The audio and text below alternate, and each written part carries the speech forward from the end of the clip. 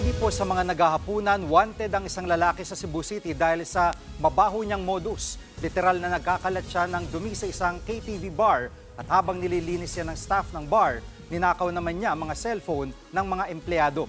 Nasa frontline balitang yan si John Aroa. Masdan ang lalaking ito sa loob ng isang KTV bar sa Panagdaig, Cebu City nitong Lunes ng hapon. Kita sa CCTV na tila may dinampot na bagay ang lalaki sa isang sulok. Maya-maya, lumapit siya sa front desk ng bar. Kinuha na pala ng lalaki ang dalawang cellphone ng mga empleyado ng bar.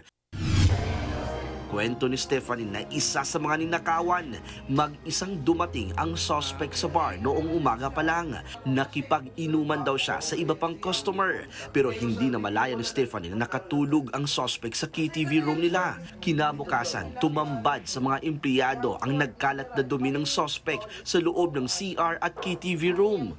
Lumapit yung owner namin na lalaki.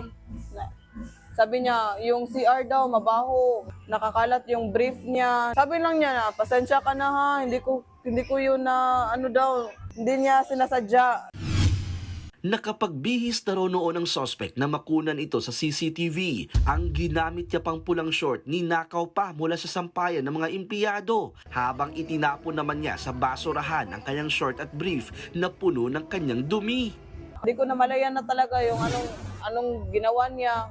Kasi nabisi ako sa paglinis ng kalat niya. Hindi ko alam, modus na pala niya yun. Inaalam na ng mga pulis ang pagkakakinala ng suspect. Tinutugis na siya.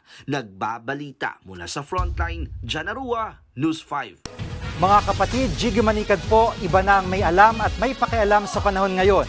Para sa konkreto, kumpleto at komprehensibong balitaan sa frontline, mag-follow at mag-subscribe sa social media pages ng News 5.